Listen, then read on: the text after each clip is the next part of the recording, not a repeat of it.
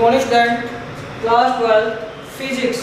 आज का हमारा टॉपिक है दो समाक्षीय प्रणालिकाओं के मध्य के अनोन्य प्रेरकत्व है, यानी कि म्यूचुअल इंडक्टेंस बिटवीन टू के कोएक्सियल सोलेनोइडल। मतलब दो प्रणालिकाओं के मध्य के अनोन्य प्रेरकत्व ज्ञात करना है, यानी कि mutual inductance between two coaxial के सोलेनोइडल। मतलब दो सोलेनोइडल है। मतलब ये हमारा डायग्राम है, देखो ये डायग्राम है, ठीक है। तो इसमें क्या है, दो प्रणालिकाओं या दो समाक्षीय प्रणालिकाओं के मध्य अनोन्य प्रेरकत्व ज्ञात करना है। तो पहली प्रणालिका तो क्या है P1 और दूसरी प्रणालिका क्या है P2। और P1 प्रणालिका में धारा क्या है I1 प्रभावित होती है, P2 प्रणालिका में धारा कौन सी प्रभावित होगी I2, ठीक है। और L क्या है, दोनों प्रणालिकाओं के मध्य क्या है लंबाई, और S क्या है प्रणालिका का अनुप्रस्थ का क्षेत्रफल, ठीक है। तो हमें लिखिए किस प्रकार, देखो P1 प्रणालिका पर क्या है P2 प्रणालिका को क्या लपेटा गया है, P1 प्रणालिका पर P2 प्रणालिका को क्या लपेटा गया है। मतलब ये P1 प्रणालिका है, उसके ऊपर P2 प्रणालिका को क्या लपेटा गया है। दो प्रणालिकाएं P1 व P2 चित्र में दिखाई गई है। मतलब दो प्रणालिका P1 P2 के चित्र में दिखाई गई है तथा दोनों प्रणालिकाओं के मध्य लंबाई क्या है L और प्रणालिकाओं का अनुप्रस्थ काट क्या है S। और दोनों प्रणालिकाओं में फेरों की संख्या क्या होगी स्मॉल n1 व स्मॉल क्या n2, यानी तथा प्रणालिकाओं की मतलब फेरों की संख्या कैपिटल N1 और कैपिटल N2 भी क्या है मान सकते हैं। P1 प्रणालिका है ये, तो P1 प्रणालिका में क्या है धारा I1 प्रभावित होती है। तो P2 प्रणालिका में क्या है चुंबकीय क्षेत्र, चुंबकीय क्षेत्र अंदर प्रणालिका से समन चुंबकीय फ्लक्स क्या होता है Φ21, यानी P2 प्रणालिका से समन चुंबकीय फ्लक्स क्या होगा Φ21। तो ये P2 प्रणालिका से समन फ्लक्स क्या होगा Φ1। तो P1 प्रणालिका में धारा I1 के क्या समानुपाती होती है। ये कहना चाह रहा है कि हमारे पास दो प्रणालिका है P1 व P2। P1 P2 पर क्या है लपेटी गई है, और P1 प्रणालिका में धारा क्या है I1 प्रभावित हो रही है, और दोनों प्रणालिकाओं के मध्य लंबाई क्या है L है, अनुप्रस्थ काट क्या है S, ठीक है। तो प्रत्येक प्रणालिकाओं की एकांक लंबाई में फेरों की संख्या क्या होगी स्मॉल n1 में n2। P1 प्रणालिका है तो इसमें I1 धारा प्रभावित होती है। तो P2 प्रणालिका में क्या है चुंबकीय क्षेत्र, तो P2 प्रणालिका से संबंधित चुंबकीय फ्लक्स क्या होता है Φ21। तो P1 प्रणालिका की धारा I1 के क्या है समानुपाती होती है। तो चुंबकीय फ्लक्स को किससे डिनोट करते हैं Φ21 से। तो यानी Φ21 प्रोपोर्शनल किसके है P1 प्रणालिका में धारा I1 के समानुपाती होता है, यानी चुंबकीय फ्लक्स किसके समानुपाती है धारा के समानुपाती है। इस प्रोपोर्शनल को हटाना है हमें, तो Φ21 = M21 I1। तो ये क्या है प्रोपोर्शनल हटा दिया मैंने, तो प्रोपोर्शनल की जगह मैंने क्या लिख दिया M21 लिख दिया। M21 क्या है अनोन्य परिणन गुणांक, चूंकि M21 = अनोन्य परिणन गुणांक, अनोन्य परिणन गुणांक। जब क्या P1 में, जब P1 प्रणालिका में I1 धारा प्रभावित की जाती है, जब P1 प्रणालिका में I1 धारा प्रभावित की जाती है, प्रवाहित की जाती है।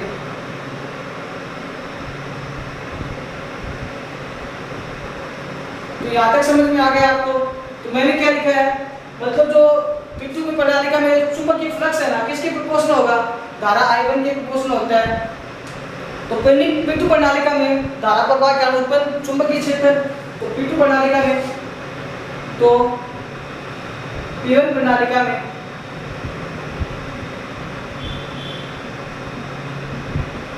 धारा प्रवाह के कारण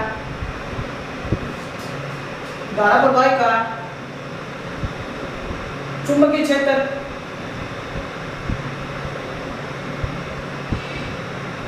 पहले मैंने क्या लिखा था चुंबकीय फ्लक्स धारा के क्या है प्रोपोर्शनल होता है।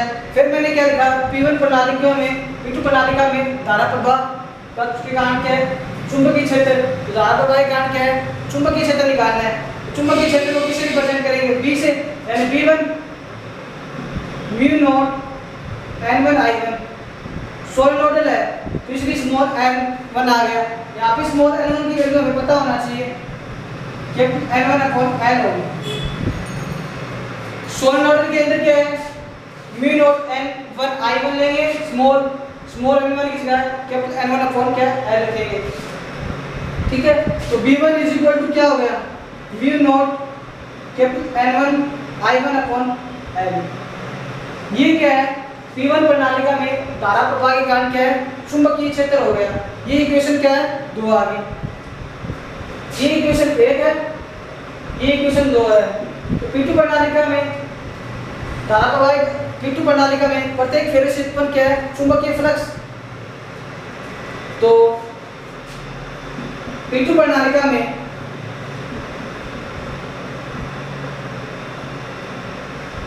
P2 प्रणालिका में प्रत्येक फेरे के कारण चुंबकीय फ्लक्स, प्रत्येक फेरे से या प्रत्येक फेरे के कारण उत्पन्न चुंबकीय फ्लक्स, चुंबकीय फ्लक्स कितना होगा,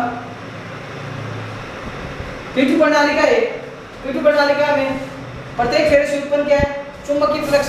चुंबकीय फ्लक्स को किसी रिप्रेजेंट किया था φ1 से, ठीक है। तो B1 डॉट S आ गया, डॉट प्रोडक्ट है, ये डॉट प्रोडक्ट है मतलब BS डॉट प्रोडक्ट यानी A डॉट B का मतलब यहाँ पे क्या है, AB cos थीटा।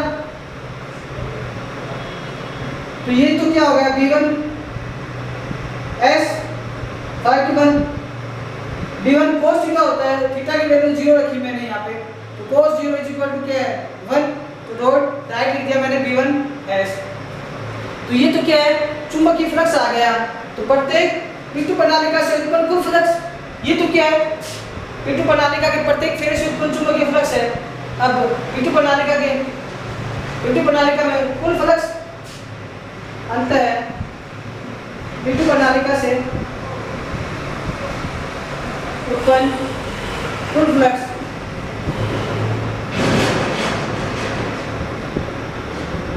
तो P2 प्रणालिका से उत्पन्न कुल फ्लक्स क्या हो गया, ठीक है। तो फ्लक्स यानी N2 phi is equal to क्या है, N2 φ1। तो जो फ्लक्स निकल गया है हमारे पास है ना, कुल फ्लक्स को phi से रिप्रेजेंट करेंगे, N2 φ1 यानी कुल फ्लक्स निकाला है मैंने। तो φ1 की वैल्यू जो मैंने निकाली है पिछली इक्वेशन में वो रखेंगे यहाँ पे, φ2 N2 B1 डॉट S। अब क्या है हमारे पास, B1 की वैल्यू हमें पता है, क्या है हमारे पास N2 B1 की वैल्यू क्या है, mu naught N1 I1 upon क्या है L इनटू में S आ गए, ठीक है।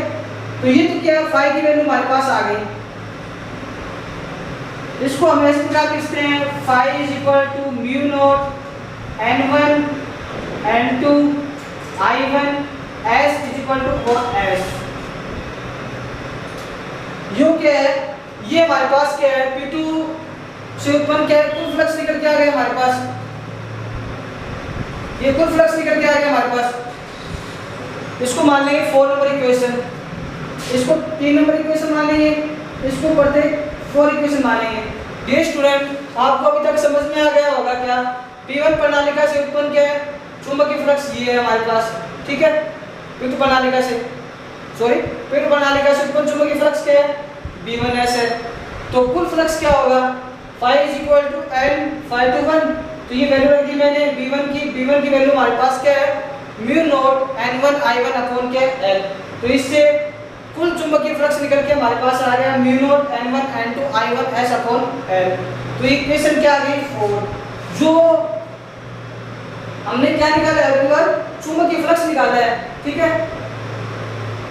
तो ये φ1 है, याद रखना, क्या करते हैं मैंने,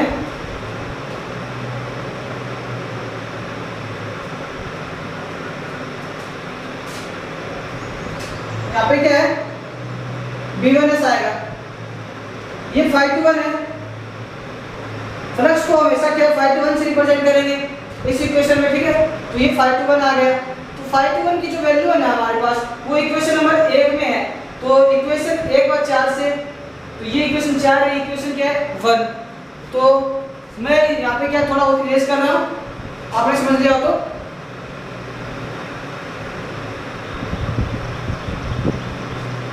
यहां से मैंने इरेज कर दिया।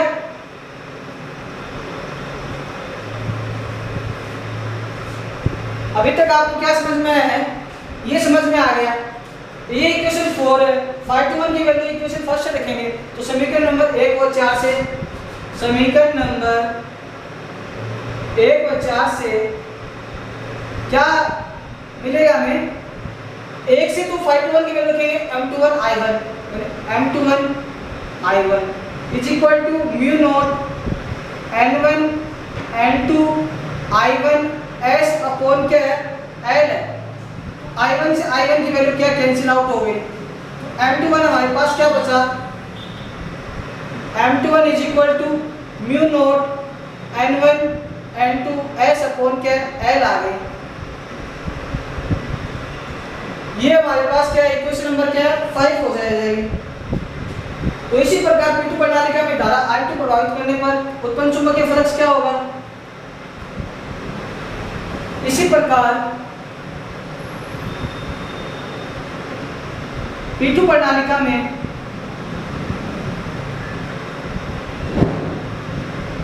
धारा I2 प्रभावित करने पर, धारा I2 प्रभावित करने पर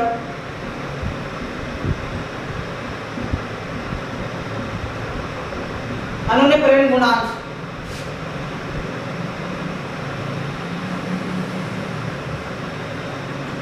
अभी तक आपने क्या समझा है?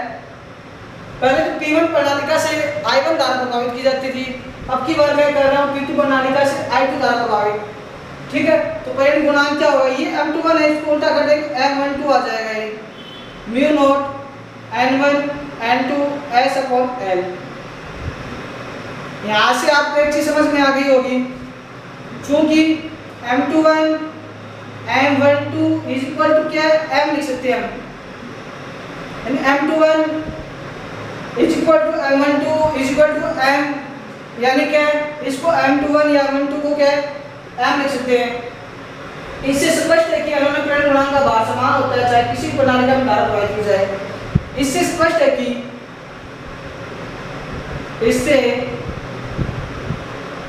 कि अनुन्य प्रेरण गुणांक का भार, अनुन्य प्रेरण गुणांक का भार समान है चाहे किसी प्रणालिका से धारा प्रवाहित की जाए, चाहे किसी भी प्रणालिका से धारा प्रवाहित की जाए।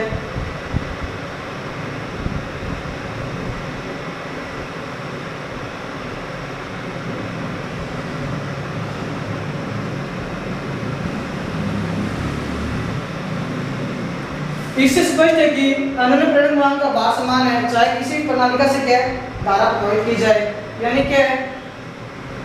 m इज इक्वल टू क्या आ गया? Mu naught n1 n2 s upon l आ गया। ये क्या है?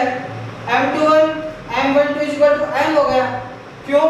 क्योंकि इससे स्पष्ट है कि अनुन्य प्रेरण गुणांक का प्रत्येक भार चाहे किसी भी प्रणालिका में धारा प्रवाहित की जाए सेम होगा। ठीक है, तो ये क्या है? Capital M is equal to mu naught n1 n2 s upon क्या l है। ये तो क्या है? प्रभावित धारा होगी प्रणालिका में। ये क्या माध्यम के लिए हो तो मतलब क्या? माध्यम की स्थिति में, माध्यम की स्थिति में, माध्यम की स्थिति में, माध्यम की स्थिति में क्या लिखेंगे? देखो कैपिटल M है, म्यू नॉट है, म्यू r हो जाएगा, n1 n2 s अपॉन क्या l। हमें निकालना क्या था? दो प्रणालिकाओं या दो समाक्षी प्रणालिकाओं के मध्य अनुन्य प्रेरित्व निकालना था। तो P1 प्रणालिका और P2 के मध्य क्या है? अनुन्य प्रेरण गुणांक का निकालना था। तो P1 प्रणालिका का कारण क्या है? ये निकल के हमारे पास आ गया धारा। तो इसी प्रकार P2 प्रणालिका से I2 धारा प्रभावित की जाती है, तो इससे भी ये निकल के आ गया। ये m21 is equal to m12 is equal to m के बराबर है, मतलब इसके बराबर है। तो इससे स्पष्ट है कि अनुन्य प्रेरण गुणांक का भार समान है चाहे किसी भी प्रणालिका में धारा प्रभावित की जाए। तो ये कैपिटल M का मान हमारे पास निकल के आ गया। ये माध्यम के लिए होगा तो ये निकल के आ गया। ठीक है। ये क्या है, दो समाक्षीय प्रणालिकाओं के मध्य क्या है, अनुनयपरण का गुणांक है। अब हम पढ़ेंगे अनुनयपरण गुणांक है स्वपरिण गुणांक में संबंध। ठीक है, ये समझ में आ गया आपको? मैं इसको इरेज कर रहा हूँ। अब मैं लिखूंगा अनुनयपरण गुणांक और सप्रकृत गुणांक में क्या है, संबंध।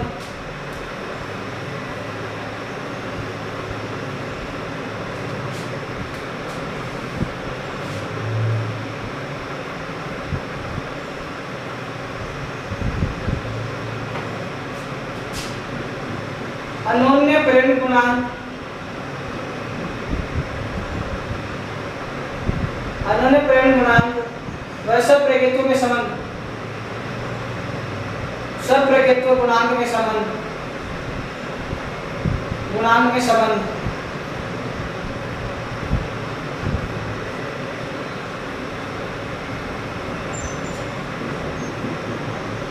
अब मैं पढ़ने जा रहा हूं अनुनयपरण गुणांक वह क्या है, सप्रकृतों गुणांक में क्या है, संबंध क्या है।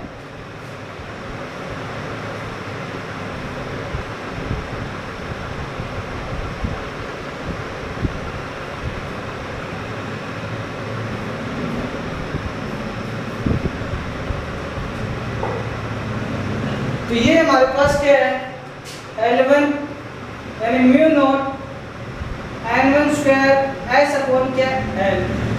ये क्या अनुनयपरण गुणांक या सप्रकृतों गुणांक। अब क्या है L2, तो ये क्या है म्यू नॉट N1 की जगह N2 स्क्वायर अपॉन SL। ठीक है, तो इन दोनों को क्या है, गुणा कर देंगे आपस में, इक्वेशन 1 व 2 को। इक्वेशन 1 व 2 से 1 व 2 से L1 L2 हो गया, म्यू नॉट का square N1 square N2 square S square upon क्या L स्क्वायर होगा। आपको ये चीज समझ में आ गया क्या, अनुनयपरण गुणांक व सप्रकृतों गुणांक यानी क्या है, म्यूचुअल इंडक्टेंस और क्या है, यानी क्या है अनुनयपरण गुणांक व सप्रकृतों गुणांक में संबंध। L1 इज इक्वल टू क्या है, mu naught N1 square S upon L है। L2 की वैल्यू क्या होगी, mu naught N2 square S upon L, यानी N2 रखना है इसकी जगह, सेम होगी, दोनों को क्या है मल्टीप्लाई कर देंगे। L1 L2 is equal to ये निकल के आ गया हमारे पास, यानी हमें क्या है M की वैल्यू मान लेंगे इसको। M इज इक्वल टू क्या है, mu naught N1 N2 S upon क्या L है। L1 L2 is equal to क्या है, capital M square. M is equal to क्या आ गया, रूट के अंदर L1 L2।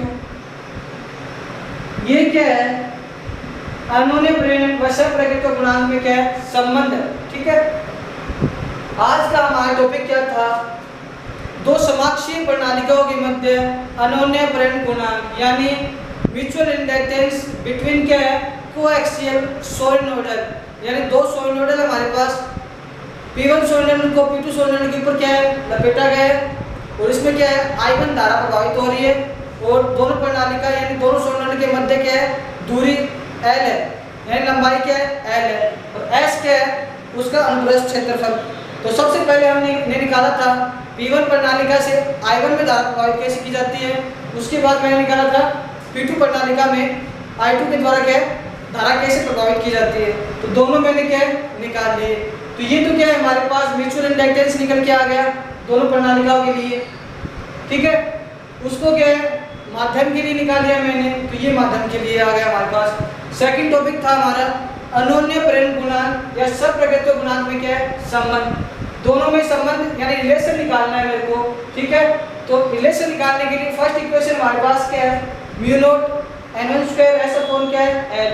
सेकंड इक्वेशन क्या है, mu naught N2 square S upon क्या है L। ये दोनों इक्वेशन होके आपस में मल्टीप्लाई कर दिया मैंने, तो यहाँ से हमारे पास ये निकल के आई M is equal to root L1 L2। ठीक है, नेक्स्ट क्लास कल होगी। Stay home, stay safe, stay healthy.